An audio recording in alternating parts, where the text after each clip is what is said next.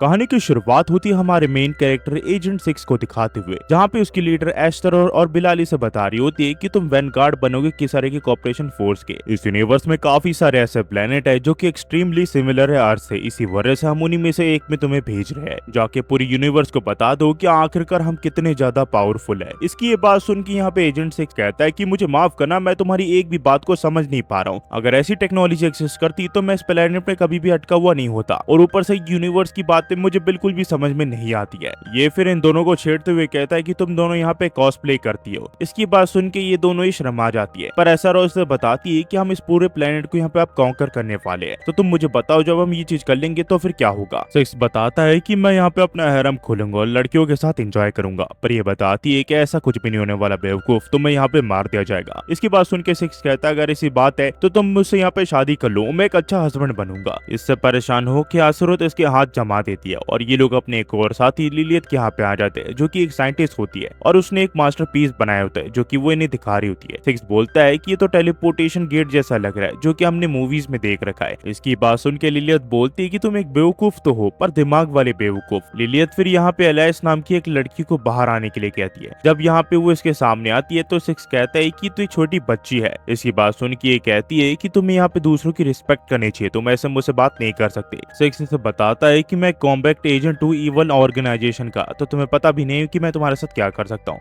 Alice इसे बताती है कि अगर तुमने मुझे हर्ट किया तो मेरे अंदर का जो कोर है वो यहाँ पे एक्सप्लोड हो जाएगा और पूरे एरिया को तबाह कर देगा। अगर तुम्हें कोई प्रॉब्लम नहीं है तो तुम मेरे साथ ये चीज कर सकते हो। इसकी ये बात सुन के एजेंट 6 घबरा जाता है। तभी लिलियत इसे बताती है कि एलाइस है जिसका नाम हाई स्पेक्स एंड्रॉइड है, जो कि तुम्हें यहाँ पे सपोर्ट प्रोवाइड करेगी तुम्हारे मिशन के दौरान। ये सब बताता है कि मुझे माफ करना, मुझे यहाँ पे बकबक करने वाली पीस ऑफ जंक नहीं चाहिए जो कि कभी भी यहाँ पे फट सकती है। तो लिलियत इसे यहाँ पे एक मिनिएचर टेलीपोर्टर देती है जिससे ये रिक्वेस्ट भेज के कोई भी चीज यहाँ से वहां मंगा सकता है। एस्टेरोथ फिर यहाँ पे इसे 2 मिशन देती है। पहला कि उसे एक बेस ढूंढना जहाँ पे कंस्ट्रक्शन शुरू कर सके, और एलाइस वहाँ पे एक टेलीपोर्टर बना के ये लोग इधर से उधर आना जाना कर पाए। और उसका दूसरा मिशन होता है कि आसपास के एरिया को अच्छे से इन्वेस्टिगेट करे। इसकी बात सुन के सिक्स कहता है कि क्या तुम सीरियस हो, ये एक बड़ा मिशन है और इसमें अर्थ का फेट डिपेंडेंट है। एस्टेरोथ बोलती है कि हाँ, और इसमें फेलियर की कोई गुंजाइश नहीं है, तुम्हें यहाँ पे सक्सेसफुल होना ही पड़ेगा। मैं तुम्हें हमारी कंपनी की एक सुप्रीम लीडर की तरह मानती हूँ, इसी वजह से हमने तुम्हें चुना है। ये कहता है कि मुझे नहीं पता कि वहाँ पे क्या होगा क्या नहीं,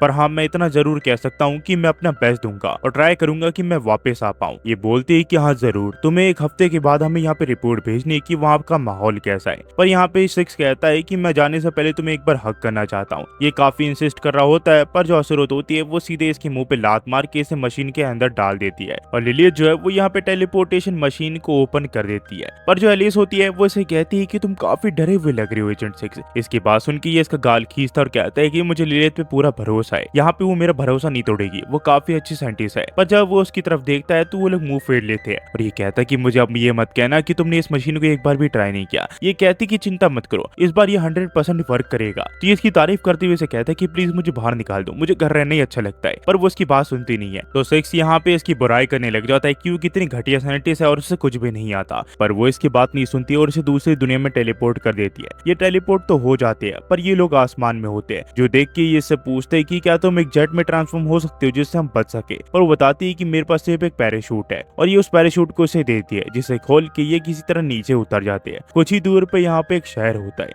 नीचे पहुंचते ये कहता है कि हमें टेलीपोर्टर यहाँ बैठा के हमें वापस चले जाना चाहिए। पर ये बताती है कि इसके लिए मुझे करीब 1 महीने लगेगा और तब तक हमें यहाँ पे पॉइंट्स बनाने पड़ेंगे। ये यहाँ बकबक कर रहा होता है, तभी इसे कुछ इंजेक्ट कर देती है। ये पूछता है कि तुमने ऐसा क्यों किया। ये बताती है कि तुम्हारी इम्यून सिस्टम को स्ट्रॉन्ग करने के लिए, ताकि तुम्हें कोई अननोन डिजीज ना हो जाए। ये लोग फिर शहर की तरफ बढ़ने लग जाते हैं, पर ये कहता है कि क्या हम यहाँ पे टेलीपोर्टर से एक बगी नहीं मंगा सकते। ये कहती है कि तुम्हारे पास कितने ईवल पॉइंट्स है। ये बताता है कि मेरे पास 300 है। तो ये कहती है कि ये काफी नहीं है, हम दोनों को इस शहर को कॉन्कर करने के लिए और ईवल पॉइंट्स चाहिए होंगे। ईवल पॉइंट्स कोई बोनस नहीं है जिसे तुम हैप्पीली यहाँ पे यूज करते रहोगे। तुम्हारे ब्रेन में यहाँ पे एक चिप इम्प्लांट की गई है, जिससे अगर तुम कुछ भी बुरा करते हो तो तुम्हें ईवल पॉइंट्स मिलता है, जिससे तुम कुछ भी मंगा सकते हो। पर मुझे अच्छे से पता है कि तुमने यहाँ पे कुछ घटिया चीज मंगाई होगी। ये लोग फिर आगे बढ़ने लग जाते हैं, पर कुछ अजीब से क्रिएचर इनका पीछा करने लग जाते हैं, जिस वजह से सिक्स यहाँ पे एलाइस को लेके भागने लग जाता है। वो कहता है कि तुमने तो कहा था कि अर्थ जैसे ही प्लेनेट है, पर यहाँ पे इतने खतरनाक मॉन्स्टर कैसे है। कुछ ही देर में वो मॉन्स्टर एजेंट 6 को पकड़ लेते हैं और एलाइस सिर्फ बैठ के देखती रहती है। तो ये कहता है कि प्लीज मेरी मदद करो, ये एनालाइज करने का समय नहीं है। पर वो कहती है कि मैं तो पीस ऑफ जंक हूँ, मैं यूजलेस हूँ, मैं किसी काम की नहीं हूँ एजेंट 6। ये कहता है कि मैं अपने शब्द वापस लेता हूँ, प्लीज मेरी मदद करो, उन पॉइंट्स को यूज कर लो बेशक। बेशक, और ये ऐसे ही करती है। ये पॉइंट्स का यूज करके एक शॉटगन मंगा लेती है, जिससे ये सीधा मॉन्स्टर के ऊपर हमला करके उसे मार गिराती है। थोड़ी ही देर में यहाँ पे कुछ लड़कियां आ जाती है जो कि इस कंट्री की सोल्जर्स लग रही होती है। वो इसे पूछती है कि आखिरकार तुम हमारी कंट्री में क्या कर रहे हो। यहाँ पे सिक्स इसकी बात समझ जाता है और कहता है कि मैं अपनी ताकत को मैनिफेस्ट कर रहा था। ये फिर से कहते हैं कि देखा एलिस, मैं कितना बैडेस हूँ, मैं उसकी भाषा समझ पा रहा हूँ और बोल भी पा रहा हूँ। पर एलिस से समझाती है कि वो तुम्हारी चिप का कमाल है कि तुम उसकी भाषा बोल और समझ पा रहे हो। एलिस फिर सिक्स को पीछे करके यहाँ पे सोल्जर को समझाने लग जाती है कि आखिरकार ये लोग यहाँ पे क्या कर रहे हैं। ये बताती है कि हम काफी दूर की कंट्री से आए हैं, जहाँ पे याद भी काफी हायर पोजीशन पे है, पर कुछ कारणों की वजह से इसे उस कंट्री को छोड़ना पड़ा है और अब इसका दिल पूरी तरह टूट चुका है। यहाँ पे सिक्स से कहता है कि तुम क्या कह रही हो, पर एलिस इसे अपना मुंह बंद करने के लिए कहती है और दोबारा से समझाने लग जाती है कि यहाँ पे ये जर्नी पे निकला है ताकि ये अपने माइंड और सोल को यहाँ पे हील कर सके। ये सोल्जर फिर बोलती है कि मुझे माफ करना मेरे हार्श बिहेवियर के लिए, पर ये मेरा काम था। पर तुम्हें देख के तो लगता है कि तुम लोग सचमुच काफी ताकतवर हो, और हाँ, मैं इस कंट्री की रॉयल गार्ड की कमांडर हूँ। मेरा नाम स्नो है। अगर तुम्हारे पास कोई काम नहीं है, ना ही पैसा है, तो मैं तुम्हें एक काम से यहाँ पे इंट्रोड्यूस करवा सकती हूँ। इसकी बात सुन के एलिस कहती है कि क्या तुम सचमुच ऐसा करोगी। ये कहती है कि हाँ, तुम बिल्कुल चिंता मत करो। पर स्नो के चेहरे पे एक ईवल सी स्माइल होती है। फिर जब ये लोग यहाँ पे किंगडम पहुंच जाते हैं तो ये यहाँ पे एलिस को बताती है कि यहाँ की प्रिंसेस टेलिस की पर्सनल नाइट है। तभी यहाँ पे एलिस को कुछ दिखता है और वो स्नो से पूछती है कि आखिरकार वो क्या है। ये बताती है कि वो एक एंशिएंट वेपन है जिसके ऊपर हमने प्रिजर्वेशन मैजिक लगा रखा है ताकि वो खराब ना हो जाए, पर फिर भी ये खराब हो रहा है। एलिस समझ जाती है कि वो यहाँ पे एक टैंक है, पर तभी यहाँ पे जो एजेंट 6 है वो कहता है कि मैजिक। ये सुन के तो काफी इंटरेस्टिंग लग रहा है और ये अपनी अजीब सी हरकत करने लग जाता है। तो एलिस स्नो को कहती कि मैं तुमसे यही कहना चाहती थी, ये काफी अजीब आदमी है। ये फिर इन दोनों को प्रिंसेस टेलिस की यहाँ पे ले आती है। प्रिंसेस टेलिस जब इन्हें देखती है तो पूछती है कि आखिरकार ये लोग कौन है। ये बताती है कि एजेंट 6 है और उसके साथ ही high spec android allies. Agent 6 फिर यहाँ पे इसे छेड़ते हुए कहता है कि एलिस, क्या तुम सचमुच अपने आप को ये नाम बुलाना चाहती हो? ये थोड़ा बड़ा नहीं हो गया? तभी यहाँ पे स्नो कहती है कि तुम प्रिंसेस के प्रेजेंस के सामने हो, तुम्हें यहाँ पे झुकना चाहिए। पर यहाँ पे ये कहती है कि इसकी कोई जरूरत नहीं है, तुम मुझे यहाँ पे टेलिस कह सकते हो। तो जो एजेंट 6 है वो यहाँ पे अपनी औकात पे उतर आता है और कहता है कि इस कंट्री की लड़की सचमुच काफी ज्यादा सुंदर है, हम इनके साथ कुछ भी कर सकते हैं। प्रिंसेस टेलिस फिर कहती है कि तुम डेफिनेटली हमारी कंट्री से नहीं हो, वरना तुम ऐसी हरकत नहीं करते। पर यहाँ पे स्नो कहती है कि जैसा भी हो, पर ये काफी स्ट्रॉन्ग फाइटर है, तो ये हमारे काफी काम आ सकता है। प्रिंसेस फिर इसे सारी चीजें एक्सप्लेन करती है कि एजेंट 6, हमारी कंट्री करंटली यहाँ पे डीमंस के साथ वॉर में इंगेज्ड है और हमारे पास नाइट और कमांडर्स की कमी है। डीमन किंग जो कि दूसरे किंगडम में रहता है, उसने हमारे खिलाफ वॉर डिक्लेयर कर दिया, वो भी बिना किसी वार्निंग के। जो सैंड किंग है वो यहाँ पे उनकी कंट्री को डेजर्ट बनाते जा रहा है हर साल। फिर भी यहाँ पे काफी सारे डीमंस है जो कि काफी पावरफुल फाइटर्स है, इसी वजह से हम इस वॉर को हार रहे हैं। तो एजेंट 6 प्लीज हमारी मदद को हमारी कंट्री को बचाने के लिए। फिर जब ये लोग यहाँ घूम रहे होते हैं तो स्नो इन्हें बताती है कि मुझे पता है कि तुम फॉरेनर्स हो, पर तुम्हें अपने मुंह पे कंट्रोल होना चाहिए। एलिस कहती है कि मुझे पता है कि वैसा है, पर वो प्रोफेशनल फाइटर है और मुझे पता है आप यहाँ पे इसलिए हमें लाई हो ताकि आप अपने आप को अच्छा दिखा सको। ये कहता है कि हाँ, मैं समझ गया, तुम बस यहाँ पे अपने ही मतलब के लिए हमें लेके आई हो, पर असल में तो तुम्हें मेरी ताकत और मेरी सेक्सी बॉडी चाहिए। ये कहती है ऐसा कुछ भी नहीं है, मुझे तुम्हारी बॉडी नहीं चाहिए, मुझे सिर्फ एक ही चीज चाहिए जो कि रिकॉग्निशन, मनी और ग्लोरी, और उसके अलावा मुझे कुछ और नहीं चाहिए। और मुझे पता है कि तुम भी वैसे ही इंसान हो, हम दोनों के यहाँ पे जो मकसद है वो सेम है, हमारे इंटरेस्ट भी सेम है, तो हमें यहाँ पे हाथ मिला लेना चाहिए। ये कहता है कि मैं तुम्हारे जैसा नहीं हूँ, तुम दो चेहरे वाली औरत हो। तभी एलिस पूछती कि ये क्या है, तो स्नो बताती है कि लेजेंडरी क्लास आर्टिफैक्ट है जो कि यहाँ पे हमारे यहाँ बारिश करवाता है। रॉयल फैमिली के मेंबर्स यहाँ पे प्रे करते हैं जिससे यहाँ बारिश होती है, पर यह अभी खराब पड़ा हुआ है, इसी वजह से हमें दूसरी कंट्री से पानी खरीदना पड़ रहा है। पर एलिस इसे बताती है कि मैं इसे ठीक कर सकती हूँ, ये पल भर का काम है। तो ये कहती है कि अगर ऐसी बात है तो मैं प्रिंसेस टेलिस को इस बारे में बता देती हूँ, इसमें हमारा काफी फायदा होगा। इसके जाते ही सिक्स कहता है कि उसने कुछ भी नहीं किया, पर वो सारा क्रेडिट खुद लेना चाहती है। यहाँ पे एलिस फिर यहाँ पे इस मशीन को किसी तरह ठीक कर देती है और कहती है कि बस हमें इस यहाँ पे एक रीसेट पासवर्ड लगाना है जिसके बाद ये ठीक हो जाएगा। तो एजेंट 6 यहाँ पे डी फेस्टिवल बोल देता है जिस वजह से वो पासवर्ड सेट हो जाता है। ये पूछती है कि आखिरकार तुमने ऐसा क्यों किया।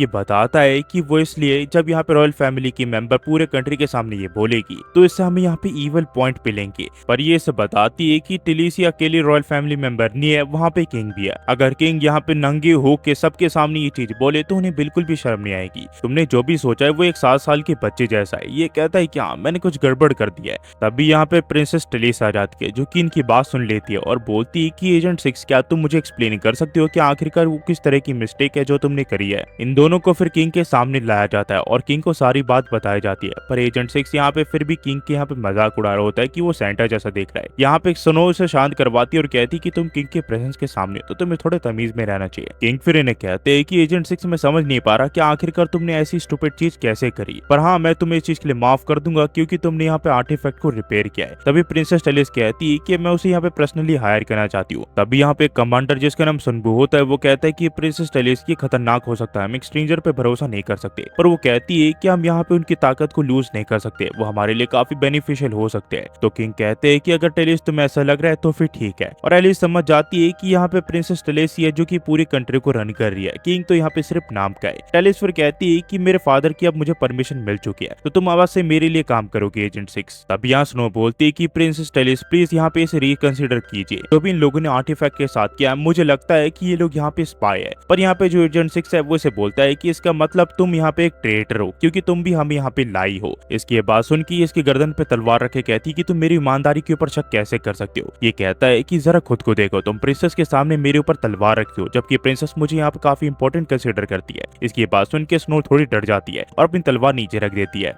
हमें फिर थोड़ी देर बाद दिखाया जाता है जहां स्नो यहाँ पे एजेंट 6 को बता रही होती है कि तुम आज से हमारे इंटरसेप्टर ग्रुप के लीडर हो और हाँ मैं तुम्हारे ग्रुप के यहाँ पे एग्जीक्यूटिव ऑफिसर की तरह यहाँ पे सर्व करूंगी, पर मैं तुम्हें एक लीडर की तरह नहीं देखती हूँ, ना ही मैं तुम्हारे ऊपर तिनका भर ट्रस्ट करती हूँ। इसकी बात सुन के ये कहता है कि तुम्हें अपने आप पे एम्बैरेस होना चाहिए, आखिरकार तुम मेरे ऊपर चिल्ला कैसे सकती हो। ये कहती है कि वो इसलिए क्योंकि मुझे लगता है कि तुम यहाँ पे एक स्पाई हो और मेरा जॉब है तुम्हें देखना। ये कहता है कि ये सिर्फ तुम्हें ही लगता है और तुम ही ऐसा सोचती हो। तभी एलिस बताती है कि वो आर्टिफैक्ट एक नेशनल ट्रेजर था, वो तुम्हें भी पता था, पर फिर भी तुमने फॉरेनर्स को उसे हाथ लगाने दिया। तुम एक पैथेटिक हो, तुम्हें पता है कि तुम मतलबी हो, पर फिर भी तुम यहाँ पे अपने आप को झूठ बोलती हो कि तुम अपनी कंट्री के बारे में सोचती हो, पर तुम एक सेल्फिश हो और अब तुम अपने सुपीरियर से यहाँ पे जुबान लड़ा रही हो। अगर सच कहूँ तो तुम एक फेलियर हो स्नो। और यहाँ से कहानी है वो टू भी कंटिन्यू जाती है। ये इस कहानी का फर्स्ट एपिसोड था, ये आपको कैसा लगा गाइस, कैसा नहीं प्लीज कमेंट सेक्शन में बताना मत भूलना। मुझे पता है मैं काफी महीने के बाद वीडियो डाल रहा हूँ, पर आप चिंता मत करिए, मेरी वीडियो अब आती रहेंगी।